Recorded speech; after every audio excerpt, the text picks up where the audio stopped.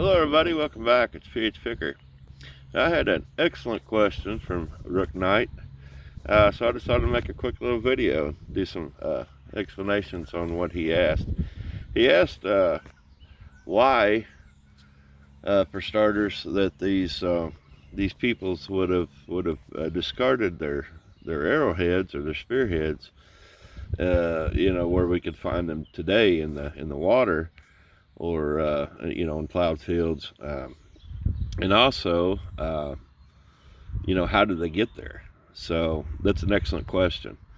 And it's all about erosion, is what it really boils down to.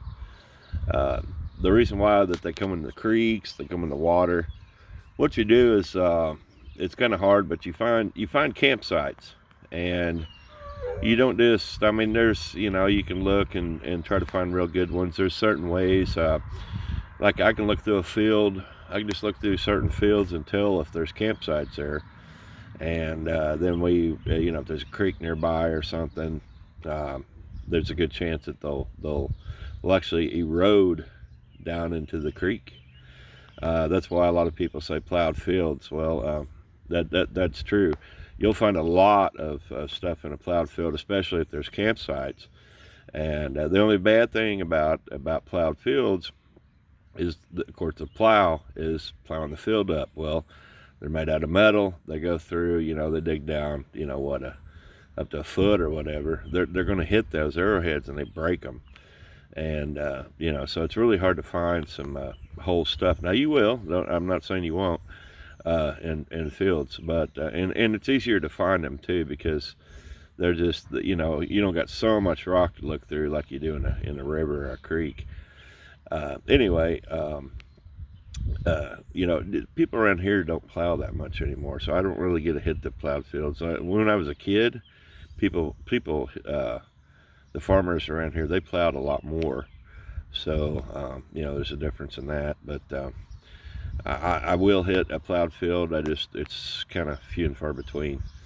But anyway, so when we find them in creeks, and especially when we find them whole, we're lucky in a sense. We're really lucky, because they've eroded down into the creek from above, and they fell in the water, things of that nature. We really like to hit the creeks after a big flood. When it floods really good. That's why springtime is the best for arrowhead hunters. You can find them year round, don't get me wrong. And I know some people, including myself, that'll go look for them a little bit, even in the wintertime. But a good way to judge somebody who knows what they're doing about arrowhead hunting is how many campsites they know. To be honest with you, if you only know a couple places to go where you find arrowheads, and you're not as well versed in it maybe as somebody that knows 100, or something. But anyway, none of that really matters. But that's how they get into the water. They erode down from previous campsites.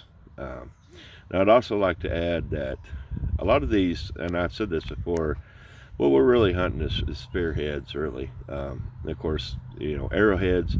I showed you a little what we call a bird point. That's what people call bird points. Bird points are the real small ones, and they actually went on the end of an arrow, a shaft. And because you think about it, all these arrowheads, you can't put them on the end of an arrow. They wouldn't shoot, right? They'd be way too heavy. So anyway, the bird points are actually made by the American Indian, and they're not that old. I mean, they're still old, don't get me wrong. I mean, but what we're looking for, I know Clovis points are, I believe, the oldest point found in America, down in New Mexico. You can even find them up here. They're pretty wide range, but they date back like to 14,000 years ago. So a lot of these, what we're looking for is very old. And like I was showing you, those Cumberlands, I believe, are like 11,000 years old. Archaeologists date these, and based off of sites and digs and places like that. But basically what we're looking for, like I said, is campsites. And you know, they had numerous different campsites. They were nomads, and they had to be, right, to survive.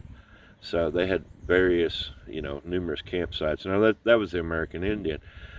These are the ancestors of the American Indian. We call them cliff dwellers, and of course that's what I call them. A lot of people, but you get up around certain cliffs and certain areas, and you'll find places where, you know, they just might be laying on top of the ground, and it's because of erosion. But a lot of people, some people will dig those places like that. I tend not to, and here's the reason why. Back in those days, you know, I don't know what the lifespan was, but the lifespan was probably pretty short.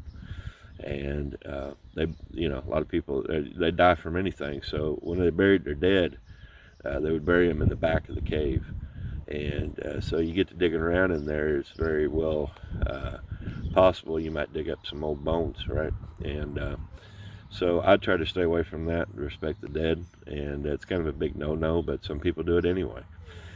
So I don't really dig that much. I'm what they call a surface hunter, and I'd rather just do that. But I do know where, for instance, like over the years, you know, living kind of in the same spot, or fairly close to it, where, you know, their burial grounds are, for instance, or something. You know, you could dig that, and you can find all kinds of neat stuff, but this is a big no-no. Anyway, so that's how we find them. The reason why they threw them away, he also asked that. Well, they technically didn't throw them away. These are the campsites that they had.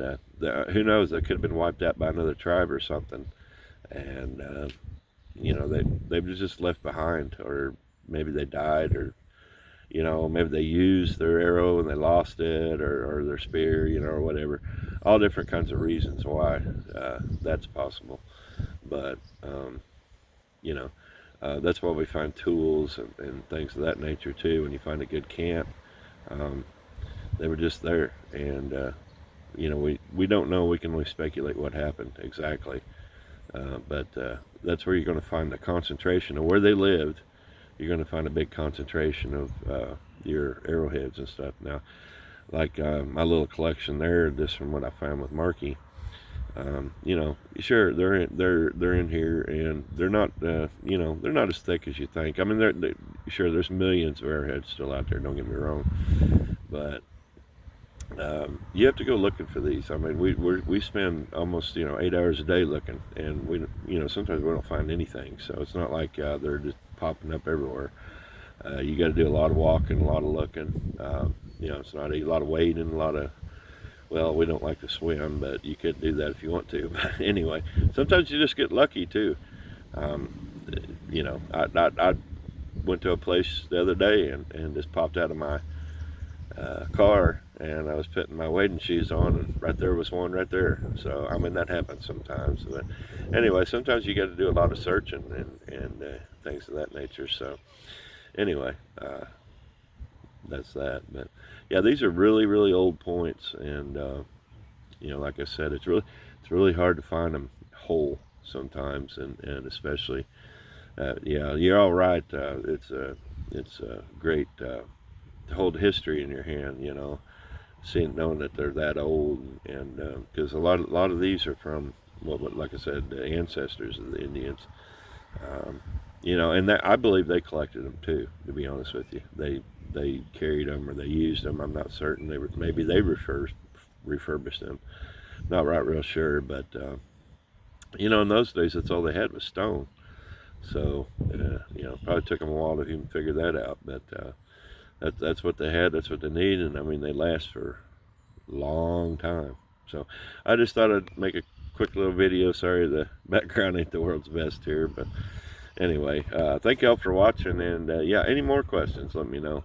Sure appreciate it, and I enjoy reading each and every one of y'all comments. So if you have any questions, there's no stupid questions, right? So anyway, talk to y'all later. Take care of yourselves. Bye.